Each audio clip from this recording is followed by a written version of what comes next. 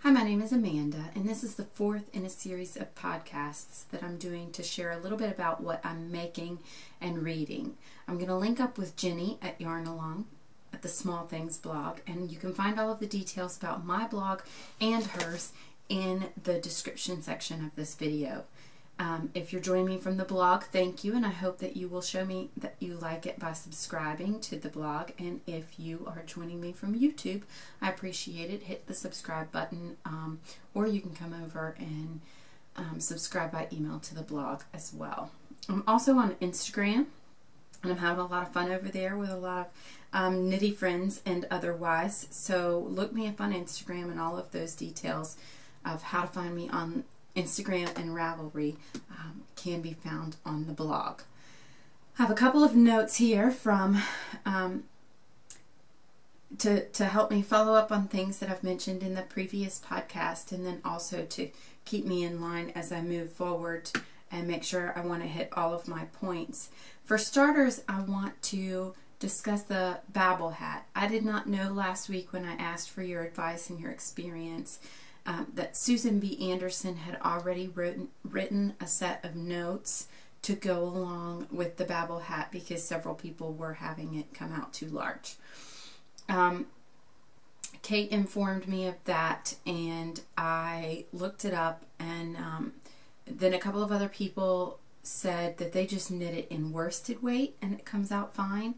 And others have said they just knit the whole hat in 7s instead of 8s, and that it comes out fine as well.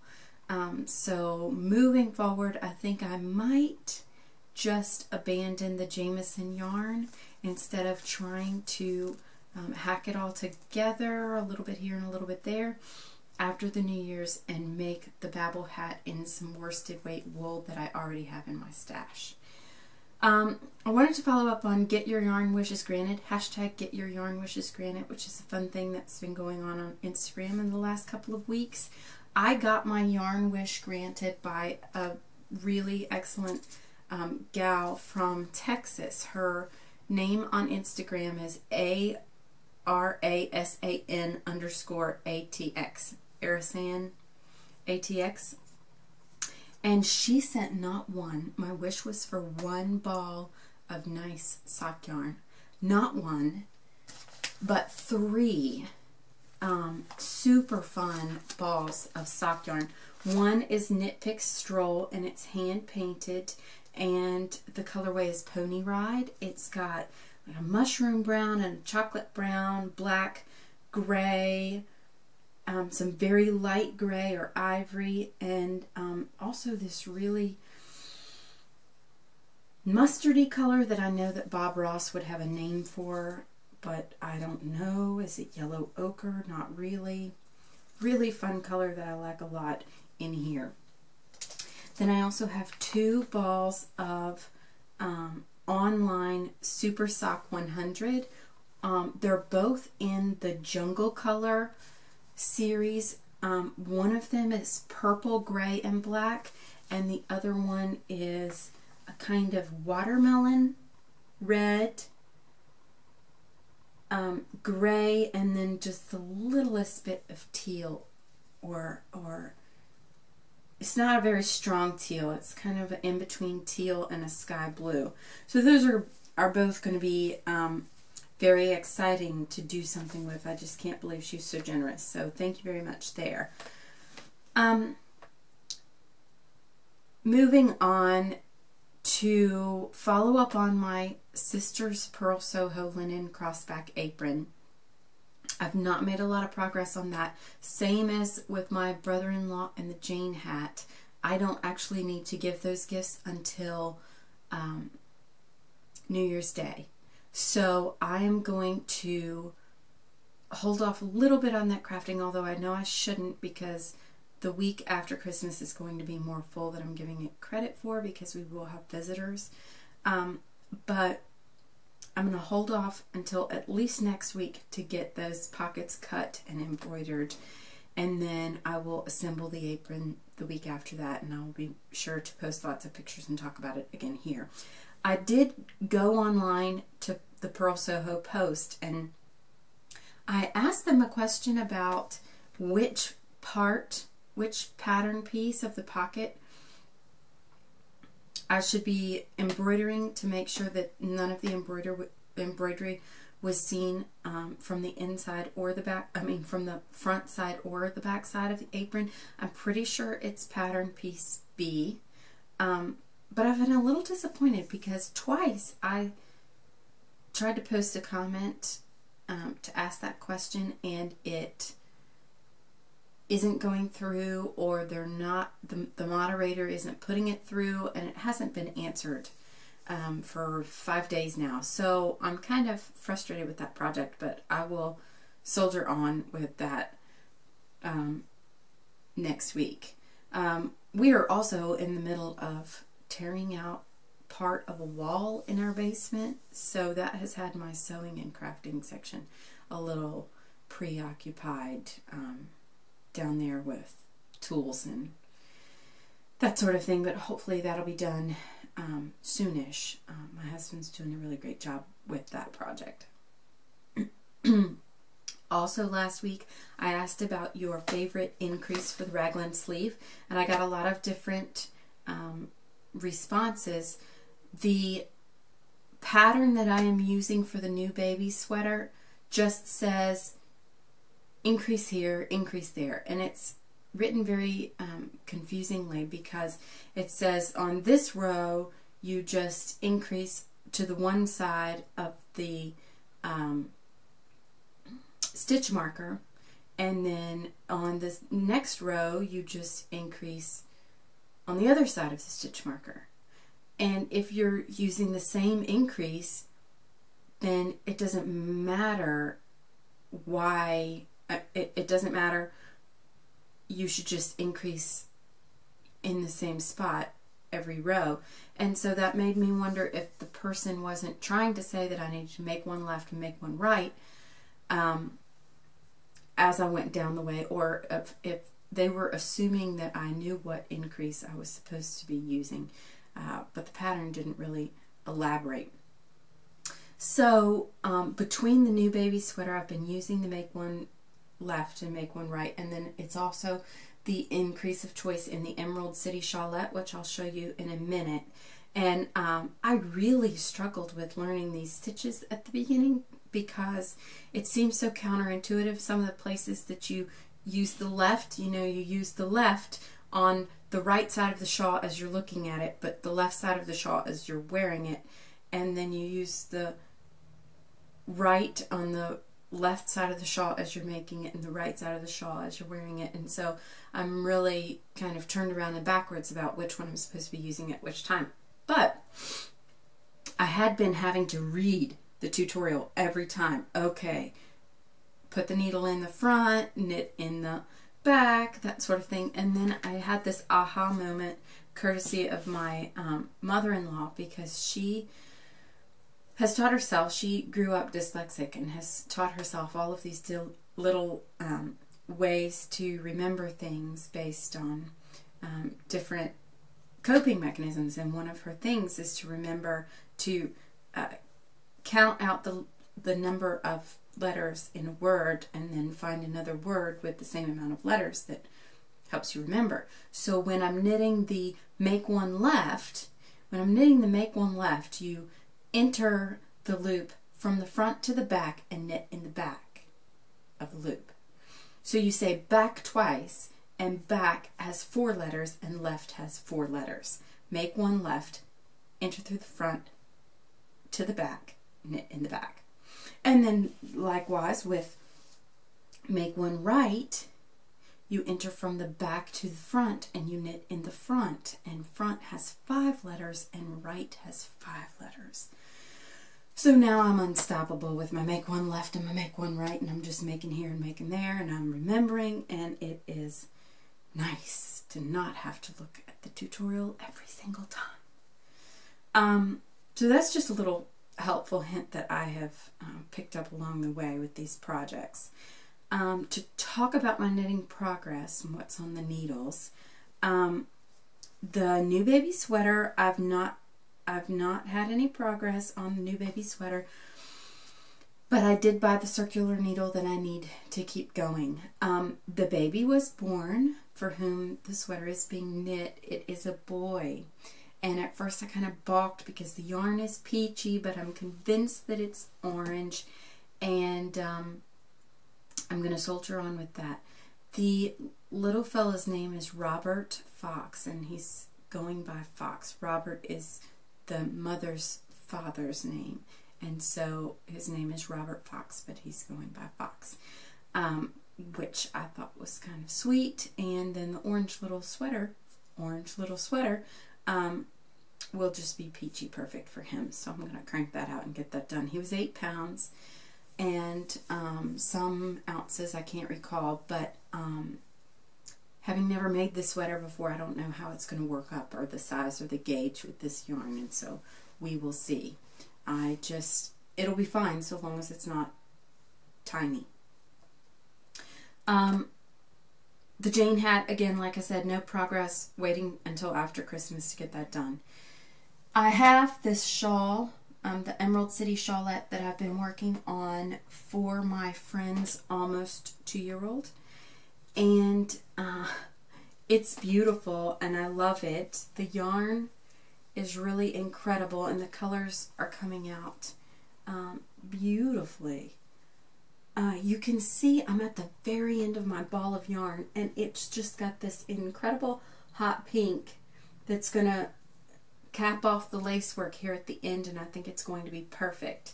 This project, however, is stalled for the moment because I kept telling myself the other day, oh, you can sit down in this sitting and get it done.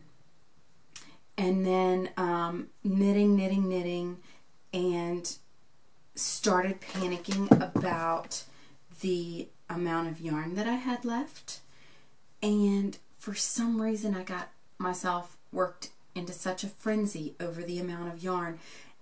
And so I kept thinking, if I just, it's almost like the tail of yarn was chasing me. I don't know why I was so stressed about it, but I kept thinking, well, maybe I can just outrun the end of the yarn. And if I knit it quicker, I won't run out. And of course I made a mistake. I was off by 1 stitch and I made it 3 rows until I realized my mistake because I was in such a tizzy about it. So now I'm going to pull back that 3 rows and knit it calmly and slowly and enjoy what I'm doing. You see it's right there. The lace is supposed to stack up on one another. The eyelets are supposed to, I don't know if you can see that, stack up on one another just so. And right here where I was supposed to knit 2 together and then knit 2, I knit 2 together. I'm supposed to knit 2 together, knit 2, and then yarn over. Yeah, but I got 1 step ahead of myself, and so now for the other half of the shawl, this the second row of eyelet is off by a stitch. So I've got to rip that guy back. Also, I've got my second Emerald City shawlette that I'm doing in grown-up sizes. I'm losing some stitches here. This guy was in the car with me yesterday, so he's a little disheveled. Second Emerald City shawlette, and it's in a grown-up size, so I am knitting it on the number 10 and a half needles, and it's coming along nicely. And this yarn, you can't see from this ball that it is that same variegated Lion Brand Amazing yarn, because on the outside it's all kind of uniform, but this is another ball of it, and so you can see that it's got some warm colors and some cool colors throughout. So I'm looking forward to watching this change shades as it goes along. That one I'll be working on more before Christmas, to get that done for Christmas. I started a sock. It was rather dramatic, and I've not made it far, partly because I feel like I'm going to break my needles. They're bamboo. They're tiny. I really should get some carbon fiber needles. I'm kind of stalling to see if anyone wants to gift me some gift cards for Christmas to spend on my crafting. So I'm stalling on buying anything right now. And if I can just make it 10 days. Can you believe that? 10 days until Christmas. If I can just make it 9 days, I'll be doing all right, and I'll see about getting some carbon needles. But I am using a website that Tracy sent to me from Tracy Clover from the Clover blog, sent to me. I think it's called the Silver Sock Class, and I will link to it in the show notes. But this gal just basically walks you through, like you're the village idiot, everything you need to know about knitting a pair of socks. So I started off on the wrong foot with it because I already know that I'm not stellar at keeping my tension during a rib knit. But I've had some encouragement from some other folks that say it's okay. The top of a sock always looks bad until you get into it proper and get it blocked too. So I've got that. That is in, it's just in some stash yarn that I had, this Deborah Norville Premier Serenity Sock Weight. And it's in the colorway Harlequin, which it's an interesting name for it because I've been thinking that it's very Mardi Gras looking.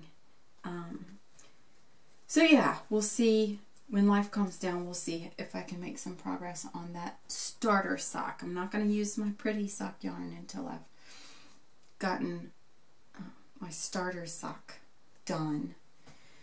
The only other thing on the needles right now that is worth mentioning, I am continuing to make zip mitts for Christmas gifts. I love them. They're excellent. This is so easy, this pattern, and like I said on Instagram, I could make them in my sleep, which is perfect for gift-giving knits. And that red is so pretty, but never really comes true in a picture that I try to take of it. So there you go with that. I did want to mention, I chatted a little bit 2 episodes ago about the drawstring bags at Pearl Soho that I was hoping my sister would make for me for Christmas, or at least I requested some from my sister for Christmas. And then I was sitting around thinking, gosh, I've got yarn all over the place, and there's no sense in me not going downstairs. I mean, when you're putting everything in project bags and you have more than one project, you need more than one project bag. So I ran downstairs to my sewing spot and I made myself this really sweet drawstring bag. It's got the dolls on the front and a coordinating pattern on the back. I put this rickrack in here because it was what I had handy, and it was a mistake because, of course, the texture of the rickrack inhibits the drawstringing, and it makes it really rough and hard to pull and get out, and it wears on the fabric. So that was a mistake, but I am going to replace it with this paracord. I just haven't gotten around to it yet. So yeah, this was interesting because I have so much fabric that I stash, but I have a lot of anxiety about cutting it because I think, well, gosh, I paid good money for this fabric and I really love it, and I don't want to cut it and then it end up being a project that I'm not in love with. And so I got this Matryoshka fabric years ago, and I keep thinking, oh, well, someday if I have a little girl, or someday if I have a niece, or someday if I have something, I'll do that for her. Someday, someday, someday. And I always someday on my fabric stash, and my yarn stash too. And I just kind of bit the bullet and said, you know what, someday if I have a little girl, she's going to love this project bag. and I made it. So that was kind of a milestone for me to just be able to get over and live in the now. So it's got my baby sweater in it right now. So that'll be a treat when I get to work on that baby sweater again. Life is a little crazy right now. We've been sick, and it's hard because he's at home now. He's on break through the middle of January. So we want to do fun things together that we don't normally get to do, but we've been sick, and so my around the house routine is a little out of whack. So I've had less time that's organized and more time that's spontaneous, which is a lot of fun, just not good for progress. I'm going to look at my timer real quick. I only have a couple more minutes to hang out with you, but I did want to mention I'm reading Little Women on audio. It's a reread. I do it every Christmas. And then also the Winona Ryder Little Women from the early 1990s movie is on Amazon Prime right now. So if you have Amazon Prime and you're feeling Christmassy, definitely watch it and knit and bake some cookies and have a great afternoon, because that's what I'm going to do. Not today, but probably tomorrow. Last but not least, I've mentioned the woolly tattoo from Tiff Fussell, Dottie Angel, the woolly tattoos that she does. And she is teaming up with Spin Cycle Yarn to do a little woolly tattoo tutorial in collaboration with them, using their Tilly hat pattern. They're using the hashtag Hatty New Year, Hatty, instead of Happy New Year, Hatty New Year. And the knit along is on Ravelry. You can Google it and find all the details there. What I love about it is that as part of that knit along, Dottie Angel is going to give woolly tattoo tutorial videos on her Instagram. So definitely follow her if you're interested in that. What I don't love about it is that you're doing the knit along, but the only way you can be eligible for prizes is if you use the Spin Cycle dyed in the wool yarn, which, hey, they're business people. I get that. But I'm not into spending $31 on yarn to knit a hat for myself. So I am going to do that. I am going to buy the pattern. I am going to do the woolly tattoo tutorials. But I've been researching some different yarns that I think would make a pretty hat and are much more budget friendly. And I'm going back and forth between the Art Yarns Milano, which is $12.75, and the Hawthorne Sport Multi, which is $11. I will post links in the details in the show notes to both of those yarns, and you'll find, I think, that they're very pretty hand-dyed or ombre colorways that would look good with the hat and go with the hat very well, but are much more friendly on the pocketbook. The dyed in the wool yarn is a sport weight, so if you have sport weight in your stash that's a little bit of a neutral colorway, they're recommending a more neutral colorway, so when you do the woolly tattoo it stands out. You could definitely just buy the pattern for $3.50 and join on the knit along and have a good time with that. The pattern recommendation is for 200 yards. So if you want to do that pattern, it's kind of funky, it's different. It's a cloche pattern that's gathered up with a ribbon on one side. So it's puckered on one side and then the tattoo on the other side. I think it's going to be really fun. I hope you join along, because I'm going to do it and I'm looking forward to it. So anyhow, I haven't made much progress on the other books that I've been working on, and that's okay with me, because I'm having some good days, trying to heal my body, trying to get some rest, and enjoying hanging out with my husband. So all of that's good stuff. Last things last. You might see some changes on the blog, with the podcast. I don't know. I'm trying to sort things out. I know that I want the blog to remain a photo journal blog. Pictures and words about my day, about the things that I'm working on. But I am cognizant of the fact that it is most often talking about the things that I'm making. And I don't want to have a tutorial blog. I don't want to have to deal with the details and the time commitment that it takes into actually going through the process of telling someone how to do something the way you're doing it. Which is all well and good for people who have tutorial blogs, but that's just not the season of life that I'm in right now. So there might be a lot of crazy looking things, or not even crazy looking things, just different things, but then they don't even hang around. So I'm just going to stick a bunch of stuff on the wall and see what sticks. Throw a bunch of stuff on the wall and see what sticks. I'm mixing my metaphors. I don't know. I'm going to go take some decongestant medicine and get a cup of hot tea and enjoy my rainy afternoon. And we're going to make soft pretzels. I've got the dough in there rising. So that's very exciting. Again, follow me on Instagram, follow me on the blog, subscribe to my YouTube channel if you want to keep up with this podcast as I sort it out and see how I define it a little more. And I hope I hear back from you on what you're knitting and what you're reading. I hope you have a good day. Thanks.